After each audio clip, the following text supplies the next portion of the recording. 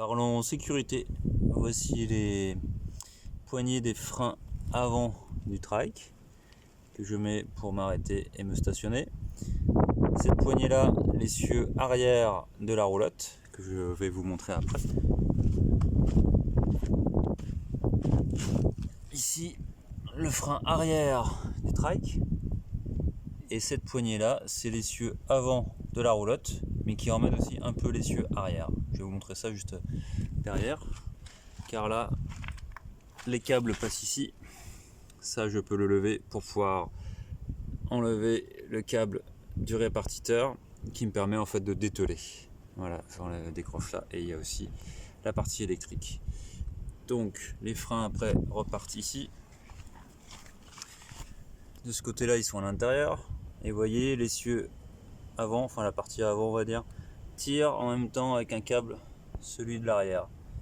Ça c'est pratique, ça permet déjà de freiner un petit peu. Et sinon le mieux c'est d'utiliser la deuxième poignée. Voilà. Et là on le voit mieux de ce côté là. Voilà. Ce qui fait 7 freins à disque. C'est vraiment, niveau sécurité, on est vraiment bien. Donc là je vous montre niveau sécurité l'allumage des feux de clignotant gauche ou de l'autre côté droit et feu détresse, et je peux faire des appels de feu stop. Passons à l'arrière, ça clignote et là c'est visible. Dans beaucoup de situations, j'allume le gyrophare et là, si on ne me voit pas, si on voit pas la roulotte, c'est qu'il y a quelque chose, quoi. Je me dis que quoi qu'il arrive, nous sommes censés savoir réagir en arrivant sur une voiture accidentée ou en panne. En plus, une voiture, là, un véhicule qui est très lent, avec des feux détresse, plus un gyrophare, plus des petits traits jaunes, en plus les triangles d'attelage, les triangles rouges. Bon, niveau sécurité, je pense que c'est plutôt bien, quoi. Ce qu'il faut savoir surtout au niveau de la réglementation française à l'heure actuelle, ce qui est important, c'est 2 feux rouges, puisqu'une remorque derrière un vélo qui fait plus d'1,30 m de large devrait avoir 2 feux rouges.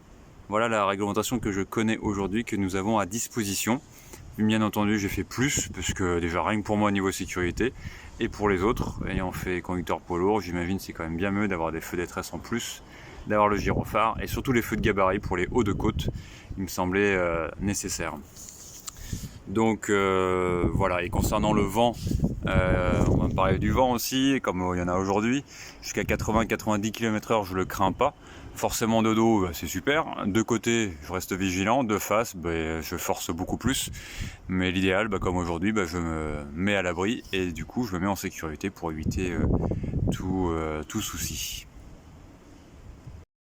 Toujours dans la sécurité, ces petites ficelles ici et de l'autre côté aussi, et bien en fait, elles tirent sur des câbles ici. Voilà, qui en fait mettent une chaîne qui est mieux d'ailleurs rouillée. Ça évite qu'elle glisse, accrochée ici. Et en fait, il faut imaginer la chaîne. Je vais y arriver. Hop, la chaîne qui repart par-dessus. Et en fait, qui va sur un pédalier et qui aussi qu'elle était tout le temps en prise. Donc en fait, ce système anti-recul, encore une fois, vous savez à qui je pense, merci à lui. Eh bien, permet en fait que la roulotte dans les côtes ne va pas en marche arrière. Par contre, forcément, si je souhaite aller en marche arrière, eh bien, j'enlève à l'avant les 2 ficelles. Ces flasques là, du coup, maintiennent la chaîne qu'elle ne parte pas dans tous les sens. Et du coup, ça libère la roue, je vais en marche arrière, après je retire devant. Et c'est reparti pour pouvoir rouler en sécurité.